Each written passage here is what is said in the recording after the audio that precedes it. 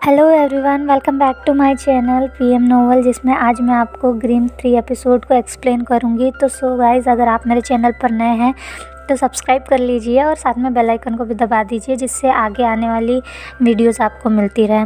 Guys, मैं खुद से डब कर रही हूँ क्योंकि इसकी स्क्रिप्ट मुझे नहीं मिली है, तो अगर कोई भी मिस्टेक हो तो मुझे माफ़ करना और प्लीज़ उसे नज़रअंदाज करना।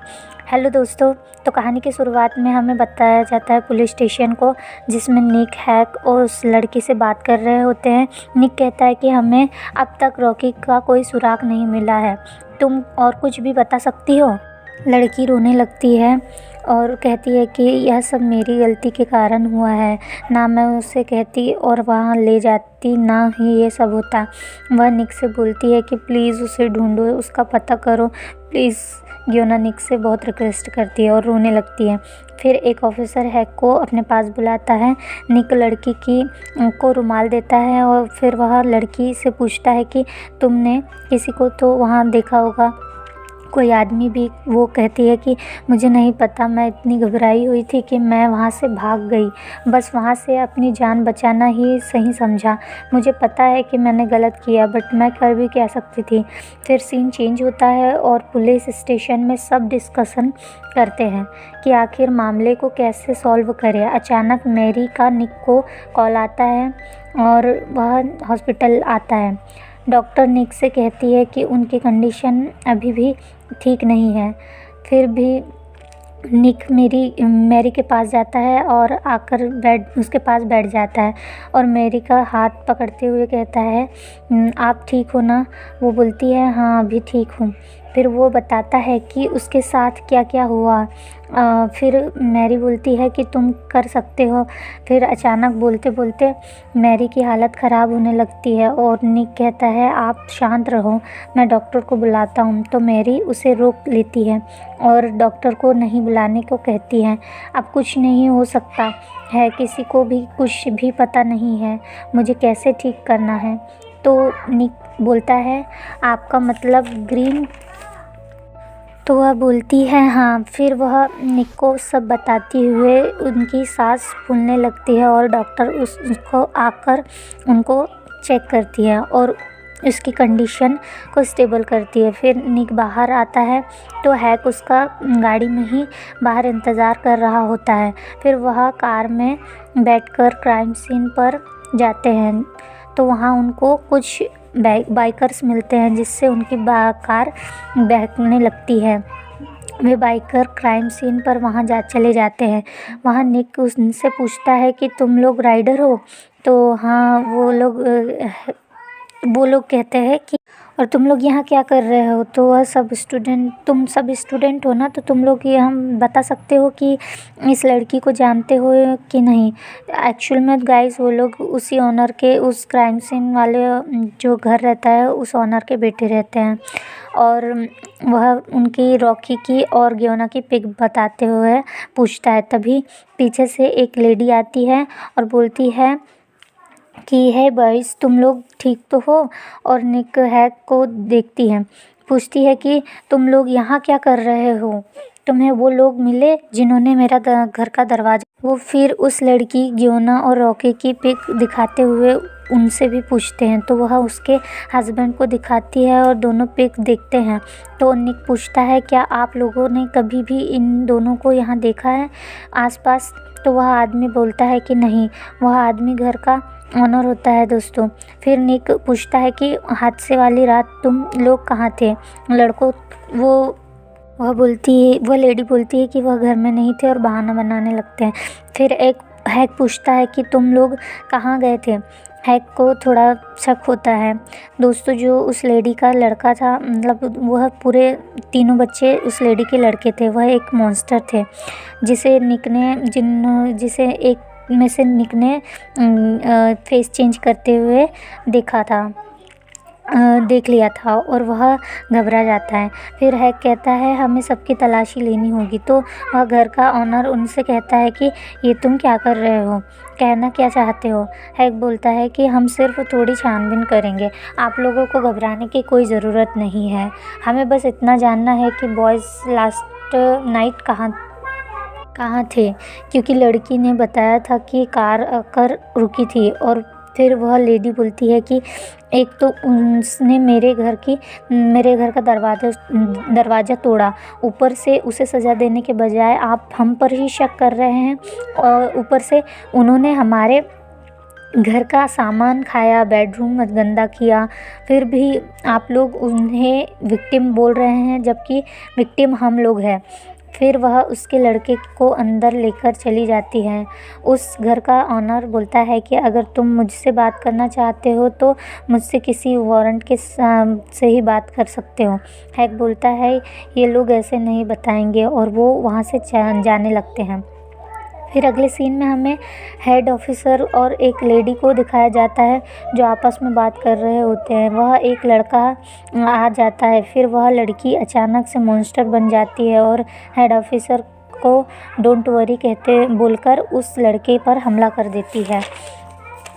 और आदमी कांच के बंद करके यह सब नज़ारा देख रहा होता है।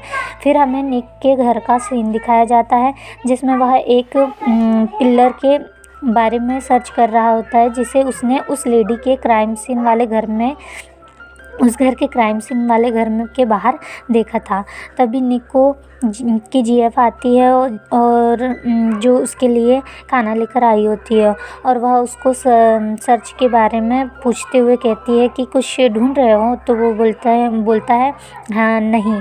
वह बोलता है एक केस के बारे में सर्च कर रहा हूँ बस। फिर वह निक को उसकी के साथ में रोमांस करता है और वह उसको केस के बारे में आपस में बात करते हैं। फिर अगले ही सीन में हमें वही तीनों बाइकर बॉय को दिखाया जाता है। उस ऑनर के बेटे को वो लोग हाथ में मसाल लेकर एक लाश को जंगल में ले जा रहे होते हैं, जो रॉकी की लाश तो नहीं होती है पर उसका पुतला टाइप का कुछ होता है, और वह उस को गड्ढे में फेंक देते हैं।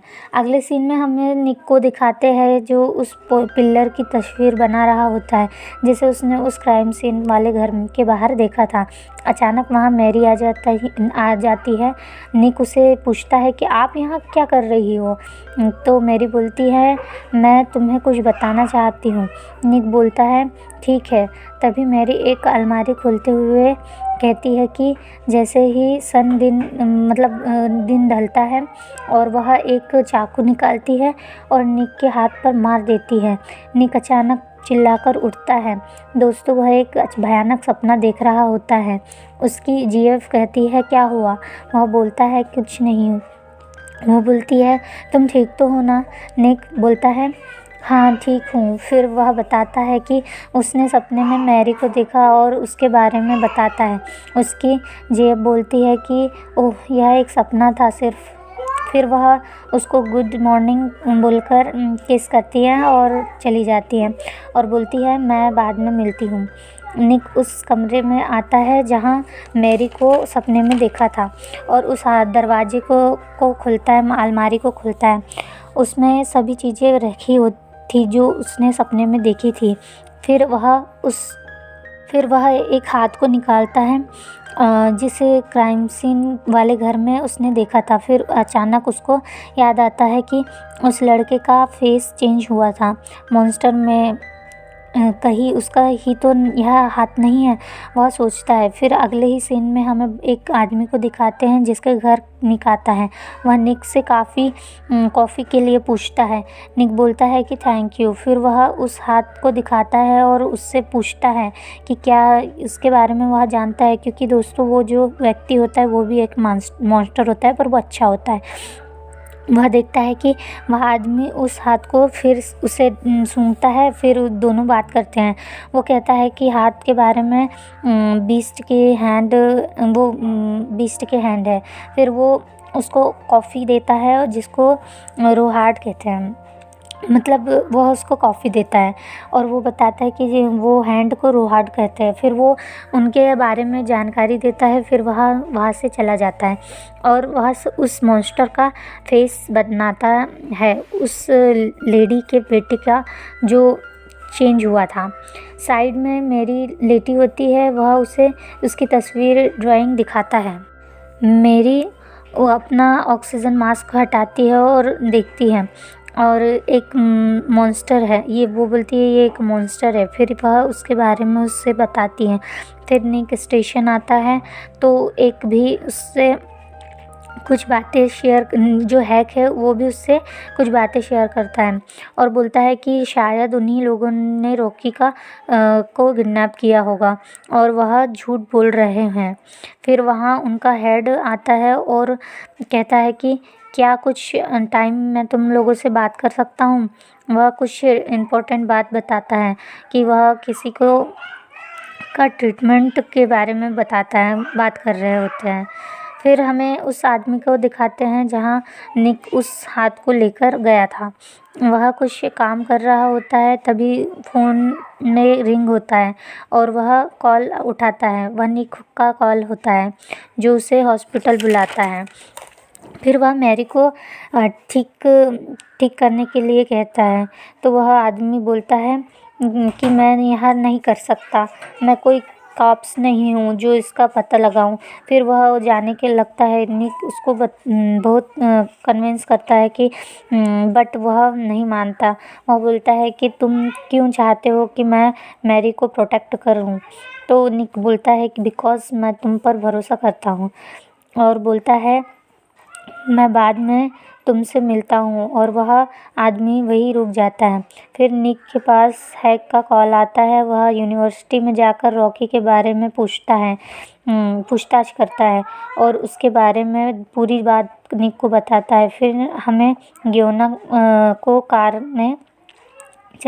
चलाते हुए एक हाथ में गन लिए किसी के वो क्राइम सीन वाले घर की ओर जाते हुए दिखाई देती है। दोस्तों, ये वही घर होता है जहाँ पे रॉकी गायब हुआ था और वह उस लेडी से बोलती है कि कहाँ है वो, बताओ कहाँ है वो, मैं उसे मार दूँगी।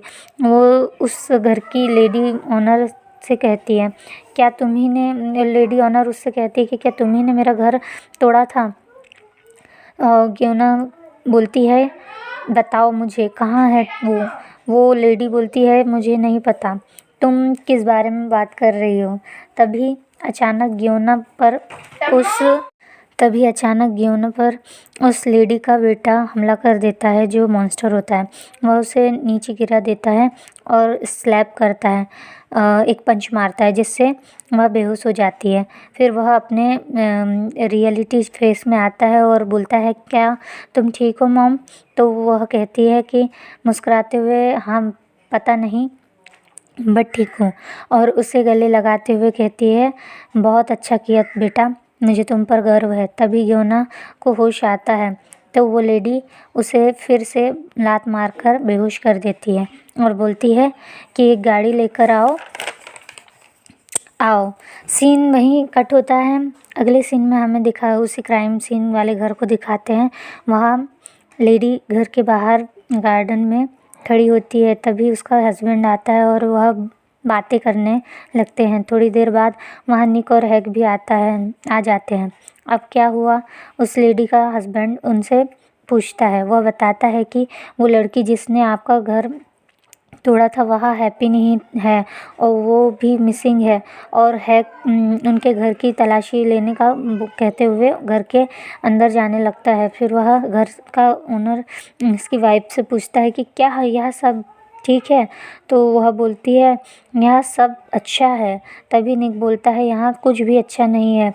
हैक जल्दी से कार में आकर बैठता है। तभी उन लोगों से कहता है कि आप लोगों से मुझे बात करनी है, मैं नहीं जानता ना आप मुझे जानते हैं, बट अब ज़रूरी है आप लोगों से बात करना।